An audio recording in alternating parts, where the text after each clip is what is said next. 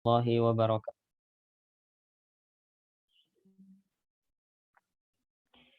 Innal hamdalillah nahmaduhu wa nasta'inuhu wa nastaghfiruh wa na'udzu billahi min syururi anfusina wa min sayyiati a'malina.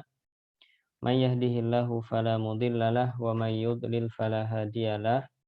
Asyhadu an la ilaha illallah wahdahu la syarikalah wa asyhadu anna Muhammadan 'abduhu wa rasuluh la nabiyya wa la rasula ba'dah. Allahumma salli ala Muhammad wa ala alihi wa ashabihi wa man tabi'ahum bi ihsanin ila yaumil qiyamati amma ba'd. Teman-teman semua peserta kafilah yang semoga selalu dirahmati Allah Subhanahu wa taala, selalu dimudahkan untuk istiqomah dalam belajar dan semoga amal ibadah kita diterima oleh Allah Subhanahu wa taala. Kita memohon pertolongan kepada Allah Subhanahu wa taala agar diberikan ilmu yang bermanfaat, amalan yang diterima, kemudahan dalam belajar. Allahumma inna na'udzubika min ilmin la yanfa' wa min qalbin la yakhsha wa min nafsin la tashba' wa min da'watin la yustajabu laha. Allahumma anfa'na bima 'allamtana wa 'allimna ilman yanfa'una wa zidna ilman ya rabbal alamin. La haula wa la quwata illa billah. Pada kesempatan kali ini kita akan membaca Al-Mas'alatus Sadisatu, ya, permasalahan ke-7.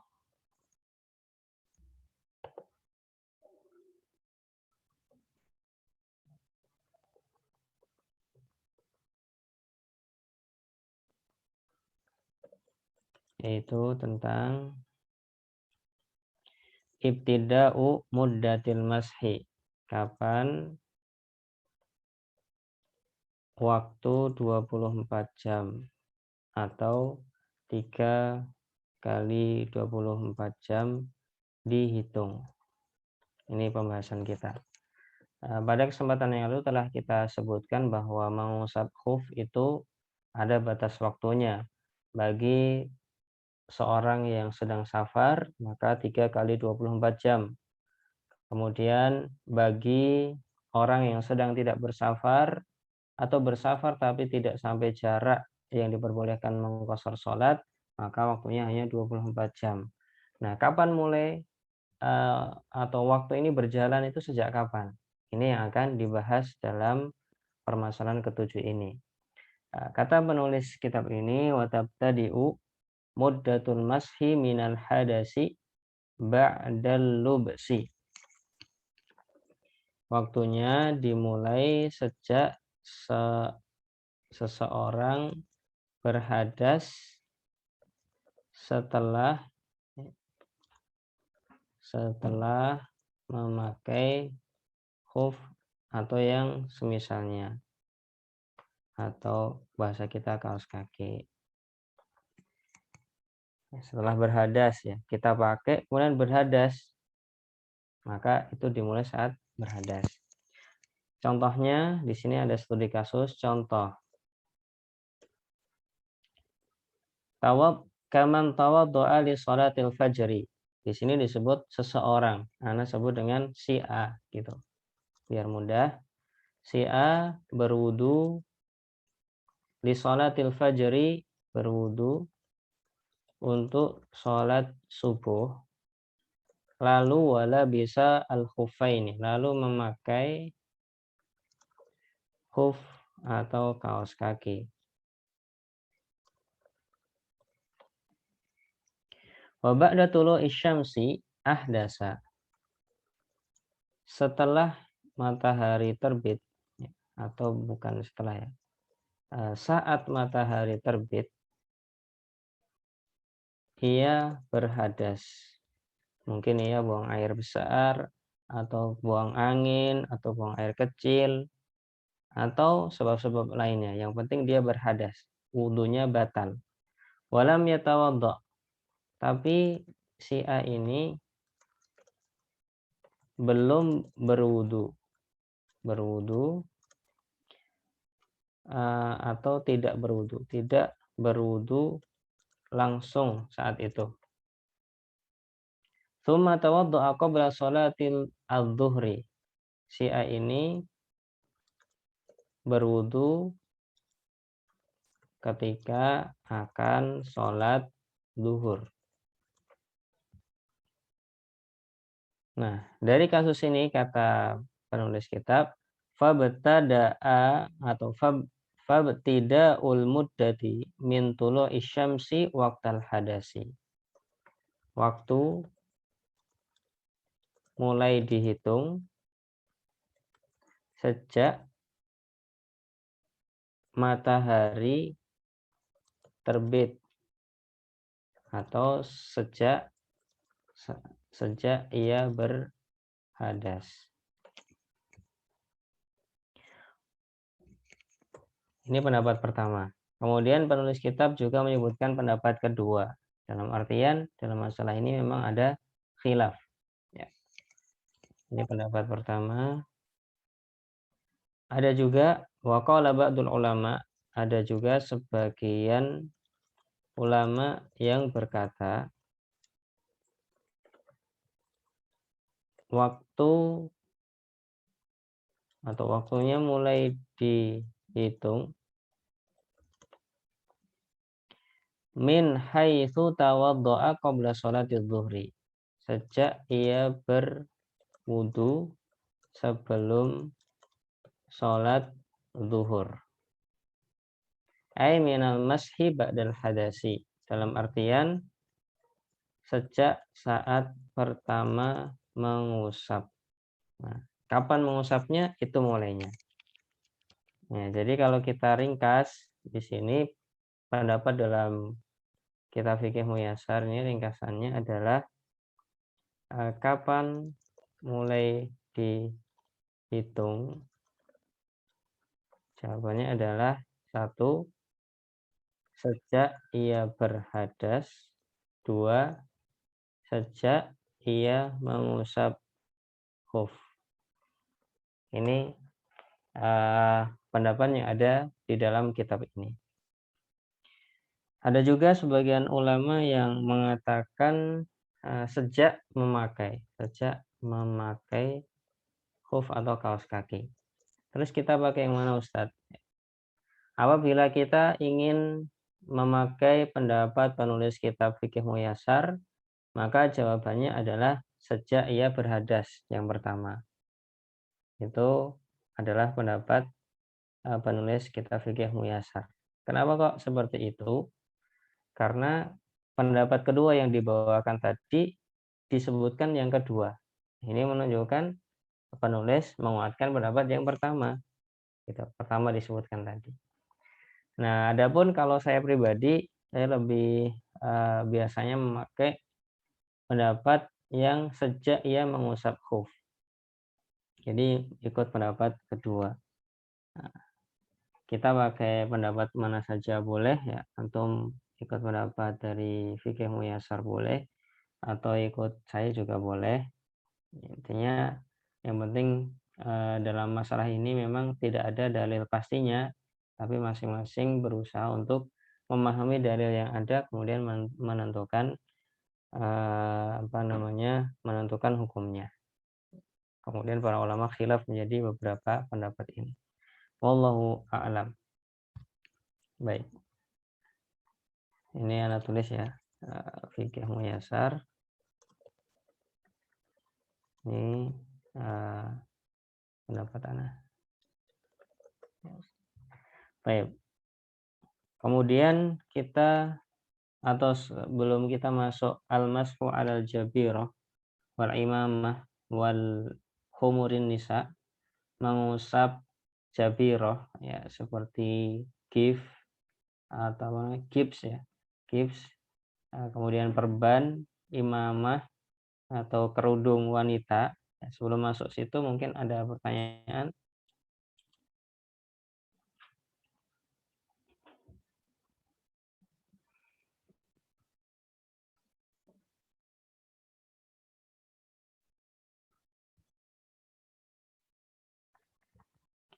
Baik.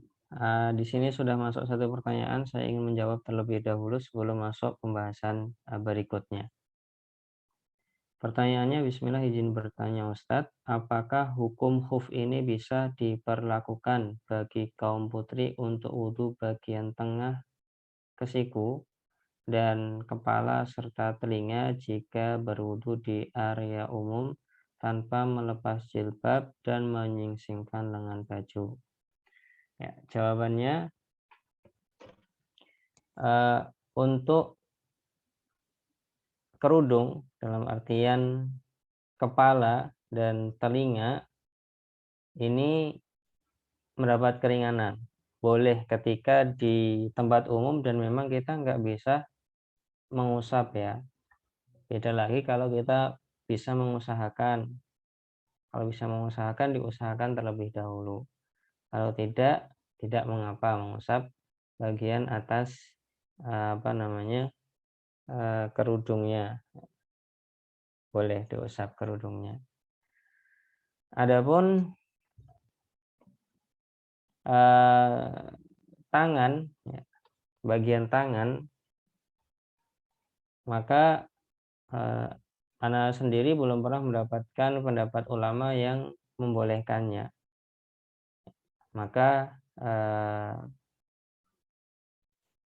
lebih baiknya tidak diamalkan terlebih dahulu sampai ada pendapat seorang ulama yang ahli ijtihad memutuskan masalah ini. Terlebih lagi kalau kita mau mengkiaskan khuf dengan penutup tangan, kan tangan itu nggak tertutup semua ya.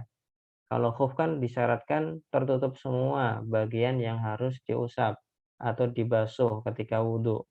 Sejak dari kuku sampai kedua mata kaki harus tertutup. Kalau ada yang terbuka saja nggak boleh usap khuf. Nah, ketika tangan atau lengan ini kan nggak tertutup semua, ya. Dan jari, telapak tangan, punggung itu kan masih terbuka. Jadi nggak bisa mau dikiaskan. Wallahu a'lam. Jadi kesimpulannya kalau mengusap di kerudung boleh, ada keringanan sebagian ulama membahas itu. Adapun kalau tangan saya belum tahu ada pembahasannya. Baik. Pertanyaan kedua, Ustadz boleh tolong diulang waktu mulai terhitung sejak mengusap khuf. Ya, di sini. Jadi kaidahnya adalah ini.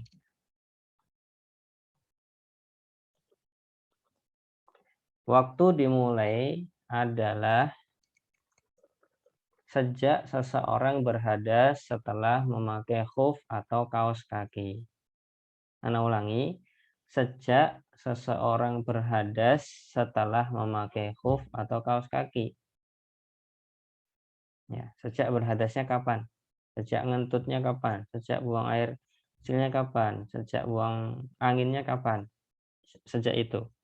Nah, contoh kasus untuk lebih memahami kaidah ini adalah nih. Si A berwudu untuk sholat subuh. Kita bayangkan kita berwudu jam 5 pagi atau jam berapa subuhnya. Jam setengah 5 kita berwudu akan sholat subuh. Kita rasakan kok hawanya dingin, saya kedinginan ini. Saya tak pakai kaos kaki lah. Oke, dia sudah pakai kaos kaki, sudah dalam keadaan suci. Saat matahari terbit, ia berhadas. Nah, dia masih di masjid atau baca Quran atau lain sebagainya. Nunggu sholat syuruk misalkan di masjid, dia akhirnya berhadas, ngentut. Ya. Saat terbit matahari, kurang lebih misalkan jam 6, kita anggap mudahnya seperti itu. Jam 6 terbit, mungkin ini bukan waktu yang tepat ya. Cuman awang-awangan aja. Tapi kita anggap jam 6 ini waktu terbit. Jam 6 dia kentut, berhadas. Nah, si A ini sejak dia berhadas, dia nggak wudhu lagi. Tapi tetap memakai khufnya, tetap memakai kaos kakinya, sampai nanti wudhu berikutnya. Dan ternyata dia wudhu ketika menjelang sholat duhur. Saat sholat duhur datang, Allahu Akbar, dia berwudhu. Dan masih memakai kaos kakinya, memakai khufnya. dia berwudu basuh telapak tangan, kemudian berkumur, beristinsyak, beristinsar, kemudian basuh wajah, tangan, mengusap kepala. Saat kaki dia cuman mengusap, ya, basahi tangannya, kemudian dia usap bagian atas khufnya, kanan dan kiri. Kemudian dia sholat zuhur. Nah, pertanyaannya adalah, kapan berakhir bolehnya dia mengusap khuf? Besok itu, kapan waktunya berakhir? Apakah saat sholat subuh, ataukah saat terbit fajar, ataukah saat akan sholat zuhur? Nah, kalau para ulama yang menyusun kitab fikih muyasar, mereka mengatakan waktu habis itu nanti adalah saat terbit matahari, saat dia berhadas. 24 jam. Jadi waktu mulainya adalah saat dia berhadas terbit matahari, dan berakhirnya adalah saat berhadas saat terbit matahari, 24 jam. Adapun pendapat yang lainnya mengatakan, juga disebutkan dalam fikih atau kitab fikih muyasar itu, pendapat yang lainnya adalah saat dia akan sholat zuhur, itu batas akhirnya. Dalam artian ketika sholat zuhur di hari berikutnya dia sudah nggak boleh mengusap khuf, gitu. Ya, mulainya dari sebelum zuhur, berakhir juga sebelum zuhur. Ya, hari berikutnya dia sebelum zuhur sudah harus melepas khufnya atau melepas kaos kakinya, berwudu dan membasuh telapak kakinya. Wallahu a'lam.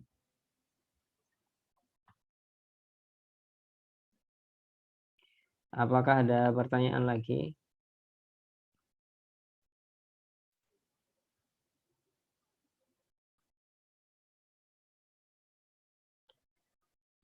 Semoga sudah jelas ya.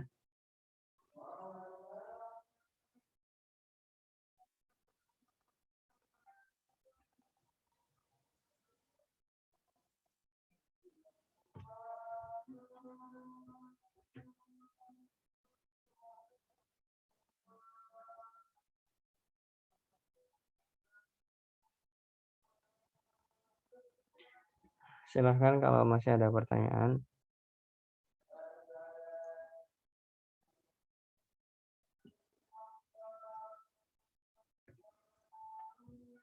Allahu Akbar, Allahu Akbar, Allahu Akbar.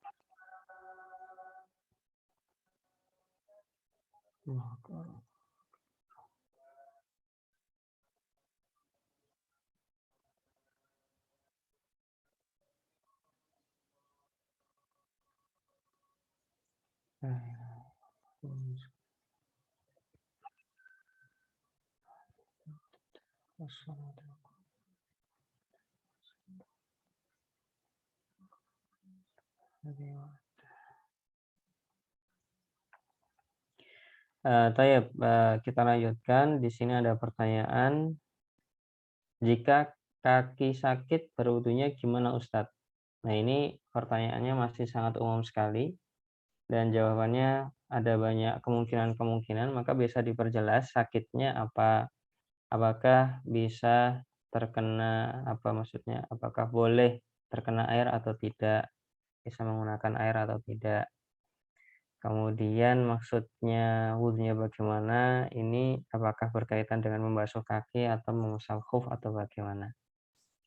Minta tolong diperjelas. Kemudian kita lanjut pertanyaan berikutnya terlebih dahulu. Afwan Ustadz, dari contoh pertama, contoh si A tadi ya. Jika setelah sholat zuhur si A berhadas kembali, ya, dia sudah mengusap khuf sebelum zuhur, kemudian setelah zuhur dia berhadas kembali, maka dihitung 24 jam lagi setelah hadas selesai sholat zuhur, Ustaz. Bukan. Dihitungnya sejak pertama kali dia berhadas dan sejak pertama kali dia pakai khuf. Jadi kalau ibaratnya dia pakai khuf tadi kan subuh ya karena kedinginan. Kemudian berhadasnya di waktu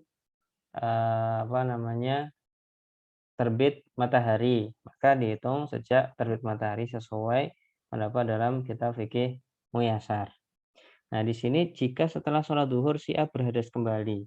Apabila seperti itu, maka tetap Bapak memakai hadas yang pertama hitungannya, yaitu sejak terbit matahari, bukan setelah hadas kedua, bukan setelah hadas ketiga, bukan setelah hadas keempat, dan seterusnya.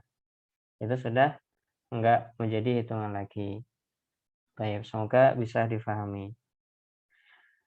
Kemudian, Bismillahirrahmanirrahim, izin bertanya Ustadz, makan dan minum ada ketentuannya tidak yang bisa membuat wudhu batal atau makruh?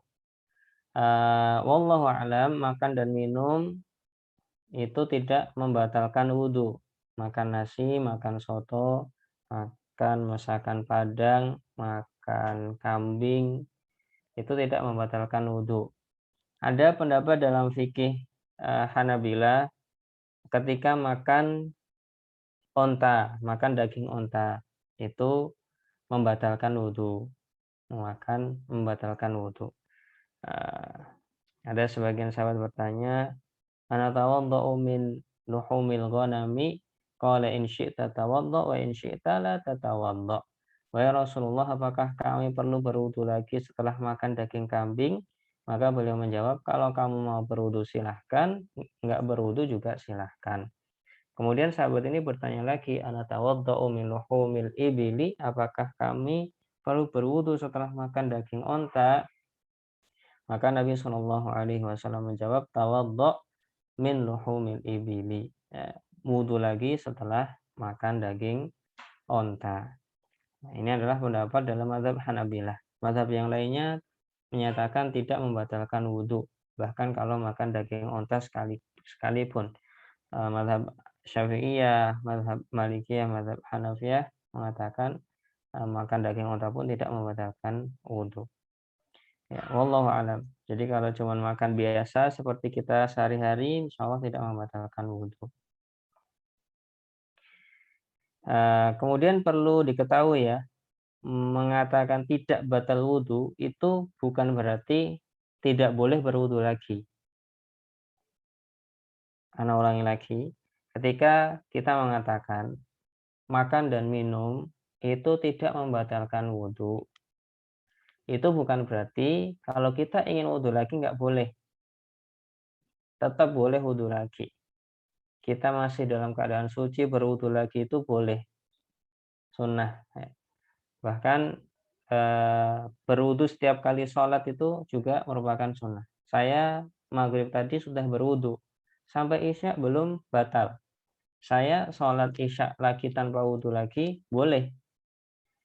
Dan kalau saya wudhu lagi baru kemudian sholat isya juga boleh dan itu sunnah hukumnya. Gitu. Wallahu a'lam. Kemudian afwan Ustadz, berarti sebelum ini pertanyaan selanjutnya, sebelum berhadas si A sudah mengusap khuf terlebih dulu sebelum berhadas. Berhadas ke berapa? Kalau berhadas pertama kan dia wudhunya dengan membasuh kaki kemudian memakai kaos kaki ya atau memakai khuf baru berhadas gitu. Ya, maksudnya sebelum berhadas si A sudah mengusap khuf terlebih dulu. Anda coba ulangi pertanyaannya. Berarti sebelum berhadas si A sudah mengusap khuf terlebih dahulu. Nah, kalau dari contoh tadi belum. Kalau dari contoh yang ada di kitab fikih Muyasar tadi, si A itu mengusap pertama kali adalah sebelum zuhur, gitu. Sebelum itu dia nggak mengusap, dia hanya berwudu, membasuh kaki, kemudian memakai kaos kaki atau memakai khuf dan mengusapnya ketika akan zuhur. Baik, semoga bisa difahami. Kemudian, Afwan Ustadz, setelah 24 jam selesai, apakah berarti tidak boleh mengusap khuf lagi Ustadz untuk 24 jam berikutnya? Baik, setelah 24 jam selesai, maka sebagaimana pembahasan kemarin, salah satu pembatal wudhu dengan mengusap khuf adalah telah melewati batas waktunya. 24 jam atau 3 kali 24 jam. Kalau sudah lewat, maka batal wudhunya. Dalam artian dia harus buka kaos kakinya atau buka khufnya, kemudian berwudu lagi, kemudian ia basuh lagi kakinya, kemudian baru ia pakai kaos kaki lagi atau pakai khufnya lagi. Dan hitungan mulai baru dengan ini tadi, mulai dari hadasnya atau mulai dari usapan pertama.